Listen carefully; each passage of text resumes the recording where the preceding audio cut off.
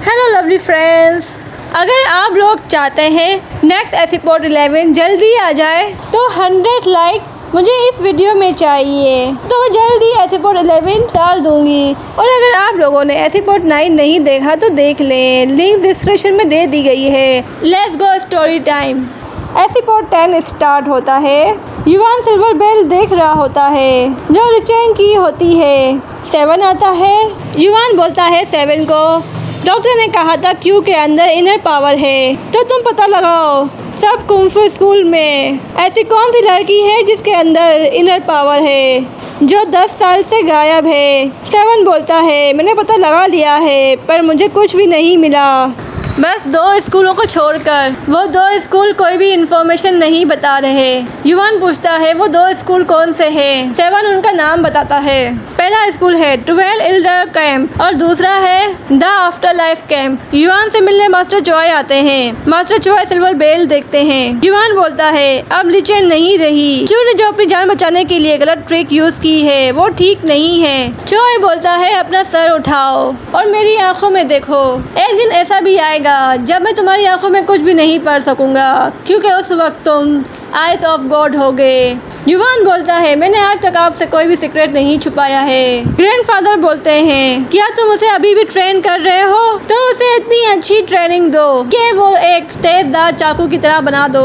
और फिर युवान चला जाता है। पर मास्टर चॉय का तो कुछ और ही प्लान होता है और मास्टर चॉय क्यू को पुराना बदला लेने के लिए प्लान कर रहे होते हैं। चॉय मास्टर युवान को कुछ भी नहीं बताते, वो उनके सामने ये सीक्रेट रखते हैं कि उनके दिल में क्या है। क्यों लिख रही होती है। युवान क्यू को बोलता है रुक जाओ, अभी लिखना खत्म नहीं हुआ, 300 अल्फाज और भी लिखने हैं। युवान अपने मन में बोलता है मैं जानता हूँ तुम अपने आप को सजा दे रही हो। युवान क्यू से पेन लेने की कोशिश करता है। पेन कहें या ब्रश कहें बात तो एक ही है, पर क्यों अपने कुंफू से युवान से पेन वापस ले लेती है और युवान के सर पे एक निशान बना देती है। तुम हर वक्त मेरी इंसल्टिंग करती रहती हो। क्यों बोलती है जरा भी नहीं। युवान पूछता है तुम कुछ बोलना चाहती हो। क्यों साफ मना कर देती है। युवान आसमान को देखकर बोलता है रेनबो नजर आएंगे जो तुम्हारे होम टाउन में भी नजर आएंगे। युवान सब ये बातें इसलिए कर रहा होता है कि वो क्यू के बारे में पता लगा सके। क्यों साफ ही बोल देती है मुझे कुछ भी याद नहीं है और मेरा घर कहाँ है। युवान बोलता है तुम्हें कुछ भी याद नहीं है, जब से मेरे सर में चोट लगी है मुझे पुराना कुछ भी याद नहीं है। और सीन चेंज होता है। युवान बोलता है हमारे अंदर 5 तरह के सेंस होते हैं और क्यू को दिखाया जाता है उसकी आंखों में पट्टी बंधी हुई होती है। युवान बोलता है कभी कुछ ऐसा हो तुम्हें दिखाई कुछ ना दे तो जब तुम सेंस की हेल्प से हेल्प ले सकती हो। और वो 2 सेंस ये है, पहला तो है किसी की भी आहट सुनकर पता लगाना और दूसरा है स्मेल। युवान क्यू को एक कप के अंदर की खुशबू सुंघाता है। इस कप के अंदर 3 चीजें हैं। क्यू सही आंसर दे देती है और युवान बोलता है अभी ट्रिक यूज करना बंद करो और फोकस करो। युवान उसे 7 दिन की सजा सुनाता है।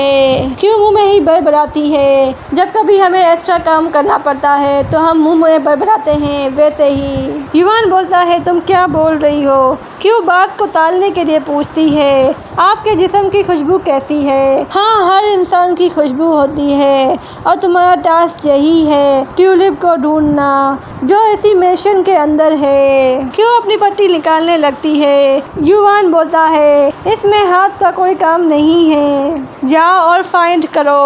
और युवान वहाँ से चला जाता है और फिर क्यों ढूंढने लगती है और इतने सारे फ्लावर की खुशबू सूंघकर क्यों कंफ्यूज हो जाती है। प्रिंस यानसन क्यू से छुपने की कोशिश करते हैं और हम इन्हें प्रिंस कहेंगे क्योंकि ये बादशाह का बेटा है। और प्रिंस क्यू से भागने की कोशिश करते हैं पर क्यू पकड़ लेती है। उसे जैसे ही फील होता है कि उसने किसी लड़के को पकड़ा है तो उसे छोड़ देती है। जैसे ही क्यू अपनी आंखों से पट्टी हटाने लगती है प्रिंस मना कर देता है। प्रिंस पूछता है तुम आंखें बंद करके क्या ढूंढ रही हो। और क्यू पूछती है तुम हो कौन, जाओ यहाँ से और मुझे अकेला छोड़ दो। प्रिंस बच्चों जैसी हरकतें करता है। प्रिंस बोलता है मैं समझ गया तुम अकेले अकेले आइडेंट से खेल रही हो। क्यों हाँ बोलती है तो ठीक है तो हम दोनों एक साथ खेलते हैं और मैं 3 काउंट करने के बाद मुझे ढूंढना। प्रिंस काउंट करता है और दूर चला जाता है। क्यों कुछ बोलने ही जा रही होती है और फिर सोचती है अगर मैंने इसे भी ढूंढ लिया तो ट्यूलिप को ढूंढना भी आसान होगा। तो क्यू हर बार प्रिंस को ढूंढ लेती है, जिससे प्रिंस चिढ़ जाता है। फिर प्रिंस क्यू से बचने के लिए भागने की कोशिश करता है, तो क्यू प्रिंस को पानी में फेंक देती है। तो क्यू फिर अपनी आंखों से पट्टी हटाती है। तुम्हें पता भी है मैं कौन हूँ? और क्यू झूठ बोलती है, मुझे नहीं पता तुम कौन हो, और तुम वो इंसान हो जो मुझे तंग कर रहा था। तुम्हारी हिम्मत कैसे हुई मुझे पानी में फेंकने की? प्रिंस जैसे ही चाकू से ऐसे मारने ही वाला होता है, क्यों वो चाकू पकड़ लेती है और उसे फेंक देती है। ये घोड़ों पे यूज होते हैं, ना कि इंसानों पर। तुम हो कौन जो मुझ पे हुक्म चला रही हो? मैं तुम्हारी पूरी फैमिली को खत्म कर दूंगा। मेरी फैमिली के काफी लोग वैसे ही मर चुके हैं, मगर पहले तुम उन्हें ढूंढ तो लो। पर ये इतना आसान नहीं है। क्यों जाने लगती है प्रिंस इसका हाथ पकड़ कर इसे रोकने की कोशिश करता है, और क्यों प्रिंस का हाथ मोड़ देती है, और प्रिंस हार मान लेता है और क्यों से पूछता है। क्यों छोड़ देती है और बोलती है, मास्टर युआन के पैलेस में बहुत से लोग गलत काम के लिए आते हैं, क्या तुम उनमें से एक हो? प्रिंस बोलता है क्यों से, तुम्हारी हिम्मत कैसे हुई मेरे बारे में बुरा भला बोलने की? और अब मैंने अपना माइंड चेंज कर लिया है, और अब मैं तुम्हारी फैमिली को मारूंगा नहीं, बल्कि मैं तुम्हारे मास्टर से तुम्हें ले लूँगा। जब तुम मेरे बारे में जानोगी, जब तुम्हें इस बात का बहुत बड़ा पछतावा होगा। तुम्हें मेरे ऊपर हाथ नहीं उठाना चाहिए था, और अब मुझे उसी वक्त का इंतज़ार है जब तुम मुझे जानोगी। क्यों फिर से झूठ बोलती है, और मैं ग्रीन हिल कोर्ट से नहीं हूँ। प्रिंस बोलता है, मैंने तुम्हें बहुत बार देखा है, पर मुझे तुम्हारा नाम नहीं पता। और फिर वो उससे उसका नाम पूछता है। क्यों बोलती है, मेरे मास्टर मुझे बहुत ही पसंद करते हैं, वो तुम्हें किसी भी हाल मुझे नहीं देंगे। प्रिंस बोलता है, अपना नाम तो बताओ, देख लेंगे। मेरा नाम है डस नॉट एजिड, और मैं बिलोंग करती हूँ फंक्शन कोर्ट से, और मेरी मास्टर का नाम मिस फन है, और मैं न्यू प्रिंस और आकाओं के लिए, और मैं मिट्टी की चीज़ें बनाती हूँ। प्रिंस खुश होकर पूछता है, तुम मिट्टी की चीज़ें बनाती हो? क्यों बोलती है, हाँ मैं तुम्हें एक दिन ज़रूर दिखाऊंगी। प्रिंस इससे बहुत ही इम्प्रेस होता है। फिर प्रिंस बोलता है, तुम जाओ अपने रूम में और सामान की पैकिंग करो, और मैं अपने सर्वेंट भेजकर तुम्हें बुलाता हूँ। और ये सीन बहुत ही फनी होता है, और यानसुन ये सब कुछ सुन लेता है और क्यू को देखता है हंसते हुए। और यही सीन चेंज होता है। यानसुन दरख्त पर बैठा हुआ होता है और क्यू पर निशाना मारता है, और वो यानसुन को बोलती है, तुम्हारी प्रॉब्लम क्या है? और यानसुन बोलता है, मेरा नाम डस नॉट इजिड है, और मेरी मास्टर का नाम मिस फन, और मैं मिट्टी के खिलौने बनाती हूँ। तुम बहुत झूठी हो। क्यों यानसुन को बोलती है, अगर तुम इस लंबे दरख्त से गिर गए तो मर भी सकते हो। यानसुन बोलता है, मेरी फिक्र करने का शुक्रिया। और झूठ बोलने से ऊपर वाला पनिश करता है, और झूठ बोलने वालों को ऊपर वाला सजा देता है। क्यू जाने लगती है। यानसुन उसके सर पे निशाना मारता है, और क्यू को लगता है इस बार, और क्यू देखती है मुड़कर। यानसुन ऊपर की तरफ इशारा करता है, और उसी वक्त युआन का तोता यानसुन पर पोटी कर देता है। तो क्यू खिलखिला कर बोलती है, गॉड ने मुझे नहीं तुम्हें पनिश किया है, तो इसी तरह मस्ती किया करो और अच्छी लगती हो। यहीं पर सीन चेंज होता है। युआन गेम खेल रहा होता है। सेवन आकर बोलता है, यानसुन और प्रिंस आए हुए हैं, और उन्हें नहीं पता आपकी आंखें आ गई हैं। युआन पूछता है प्रिंस से, आप यहाँ पर? तो प्रिंस पूछता है, आपने मुझे कैसे पहचान लिया? तो युआन कहता है, कदमों की आवाज से। और यानसुन भी आता है युआन के पास। यकीन तो नहीं है ये यानसुन हो सकता है, क्योंकि बर्ड की पोटी की बदबू आ रही है। प्रिंस बोलता है, लगता है तुम आज अनलकी हो, पर मेरा लक तो बहुत ही अच्छा चल रहा है। प्रिंस युआन से उसकी आंखों के बारे में पूछता है, कोई फर्क नहीं पड़ा है।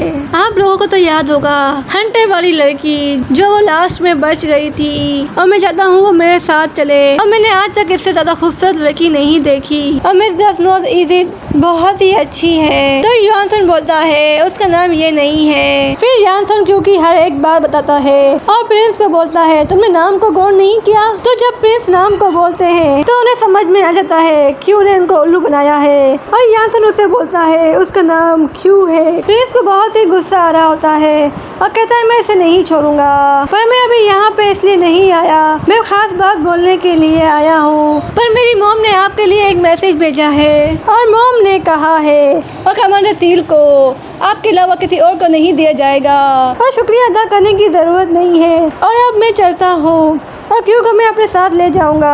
तो यानसन बोलता है वेट अ सेकंड, क्या तुम व्हाइट किटन की बात कर रहे हो? और यानसन बोलता है उसे युवान मुझे ही देंगे और दोनों के बीच में क्यों के लिए बहसबाजी हो जाती है। युवान बोलते हैं क्यों बस एक ही है, मुझे माफ करना मेरी आंखें ठीक नहीं है तो मैं क्यों को नहीं दे सकता, तो मुझे अभी क्यों की जरूरत है। युवान सेवन को आवाज लगाता है और कहता है प्रिंस को सर्दी लग जाएगी, उनके कपड़े चेंज करवा दो।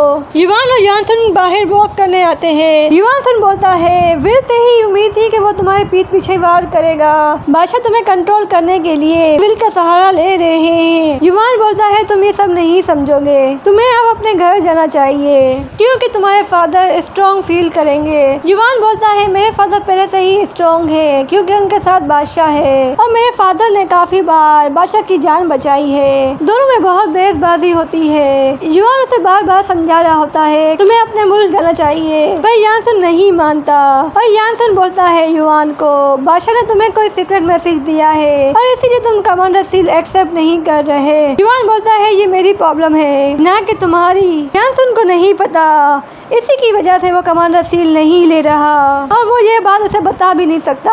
यानसन बोलता है मैं देख नहीं सकता बस फील कर सकता हूँ और प्रिंसेस चौ तुम्हारे लिए पागल है, पर तुम उन्हें एक्सेप्ट नहीं कर रहे और अगर तुम्हें इनको रिजेक्ट कर दिया तो तुम्हें उसी दिन यहाँ से जाना होगा और अगर तुम्हें इस प्रॉब्लम से बचना है तो तुम यहाँ से चले जाओ। यानसन बोलता है युवान से पर तुम इस प्रॉब्लम से कैसे बचोगे जो तुम ना देखने की एक्टिंग करते हो। युवान बोलता है कैसी एक्टिंग, जाओ यहाँ से, प्रिंस चले गए हैं पर मेरे सामने ये एक्टिंग करना बंद करो, तुम मेरे भाई हो इसलिए समझा रहा हूँ। और फिर दिखाया जाता है युवान अपने फादर को खत लिख रहा होता है और फैन वी को बोलता है और इस खत को जल्द से जल्द भेजो और किसी के हाथ ये खत नहीं लगना चाहिए। युवान मलका से मिलता है, जो तुम्हें इंफॉर्मेशन चाहिए थी वो मुझे मिल गई है और मलका उसे पेपर देती है जिसमें सारी इंफॉर्मेशन होती है। युवान बोलता है लो रिवर की बेटी, ये जो न्यू मालिक है हवा और बादल को हुक्म दे सकता है, क्या आपने पता किया क्या लो रिवर की बेटी 1 साल पहले गे नदी के तह में डूब कर गिर गई थी। मलका बोलती है यही तो अहम तरीन बात है। युवान को अब सब जानना था क्यों के बारे में क्योंकि उसे कोई इन्फॉर्मेशन सही नहीं मिल रही थी और शोभी से पूछता है क्यों सच में तुम्हारी बहन है, तुम क्यों डर रही हो और तुम मुझसे क्या छुपा रही हो और ये बहुत ही खराब बात है क्यों मेरे बाप की नाजायज बेटी है, जब क्यों हमारे घर आई थी वो अकेला रहना पसंद करती थी, सबके साथ होकर भी वो साथ नहीं थी और वो किसी को कुछ बताए घर छोड़ कर चली गई थी और कुछ महीनों बाद और हमारे शहर को खत्म कर दिया गया और सभी लोग मारे गए और इनमें मेरे पेरेंट्स भी थे और क्यों की तकदीर में लिखा हुआ है अकेला रहना, वो जिसके साथ भी रहेगी वो सब आहिस्ता आहिस्ता मारे जाएंगे और उसकी तकदीर में यही लिखा हुआ है। और युवान बोलता है ये तो बहुत ही इंटरेस्टिंग बात है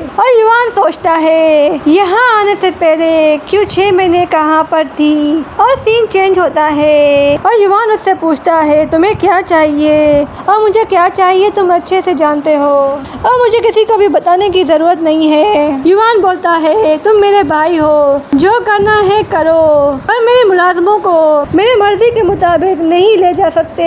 विल बोलता है क्या तुम जानते हो मिस सॉन्ग कहाँ है, मिस सॉन्ग भी तुम्हारी ही मुलाजमा है, किसी को भी नहीं पता मिस सॉन्ग कहाँ है। और फिर युवान बोलता है तुम्हें टेंशन लेने की जरूरत नहीं है, ये और मेरे यहाँ क्या हो रहा है तुम्हें जानने की कोई ज़रूरत नहीं और तुम ये बात अच्छे से याद रखो और इसके बारे में फिक्र करो कि तुम्हारी सज़ा कैसे कम हो और तुम ये बात अच्छे से जानते हो क्या मेरी चीज़ या मुलाजिम को छूने की कोशिश करे मुझे उससे सख्त नफरत है। विल बात चेंज करता है, फूड फेस्टिवल आने वाला है और मैंने अपने मेंशन में टी का इंतज़ाम किया है और मैं चाहता हूँ मिस चाओ को तुम इन्वाइट करो और युवान बोलता है ठीक है। सीन चेंज होकर पार्टी की तरफ जाता है और पार्टी में युवान आ रहा होता है और क्यू को बाहर ही दरवाजे में खड़ा कर देता है और युवान अंदर दाखिल होता है। यानसन पूछता है और वाइल्ड किटन कहाँ पर है और वो तुम्हारे साथ क्यों नहीं आई है।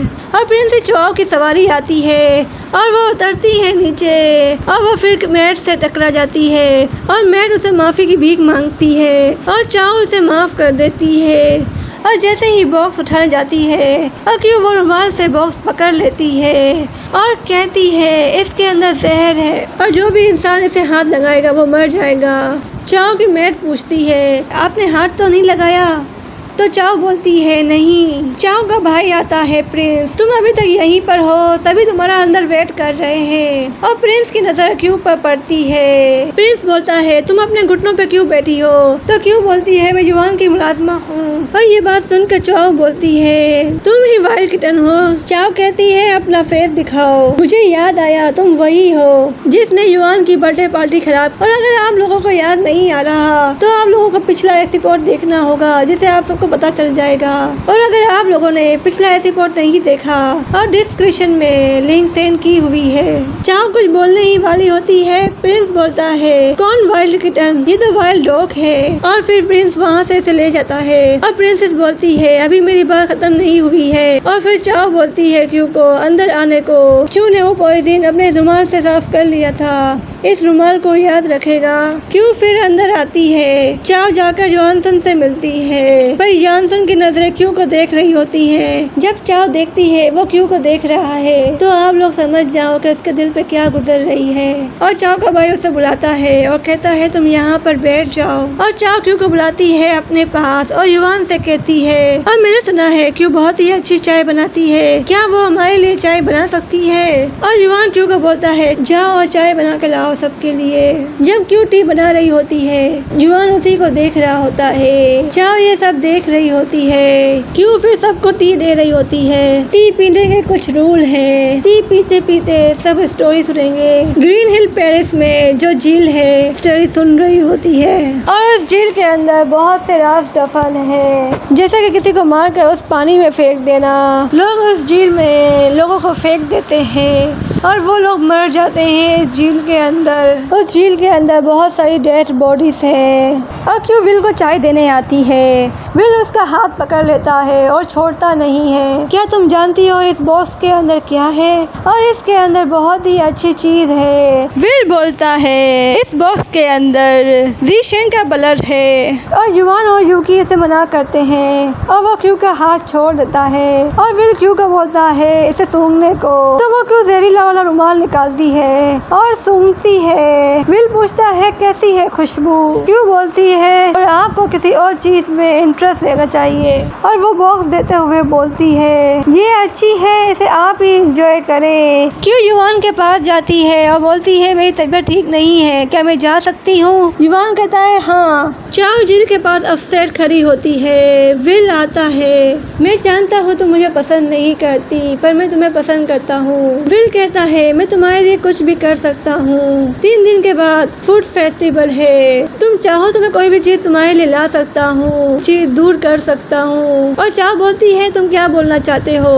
तुमको जो भी पसंद है मैं वो ले आ सकता हूँ और जो भी तुम्हें पसंद नहीं उसे मैं तुम्हारे से बहुत दूर कर सकता हूँ। तो चाओ बोलती है तुम क्या इस फेस्टिवल में क्यू को सेल कर सकते हो और इसे तकलीफ पहुँचाए बिना? मैं आपको हर्ट नहीं करना चाहता और वो बात आप ना ही जाने तो वो आपके लिए अच्छा है। और यहीं पर स्टोरी खत्म होती है। और फ्रेंड्स जल्दी करें, लाइक का बटन जरूर प्रेस करेगा क्योंकि मुझे 100 लाइक चाहिए नेक्स्ट एपिसोड सेंड करने के लिए। नेक्स्ट एपिसोड में मिलते हैं, जब तक के लिए बाय बाय।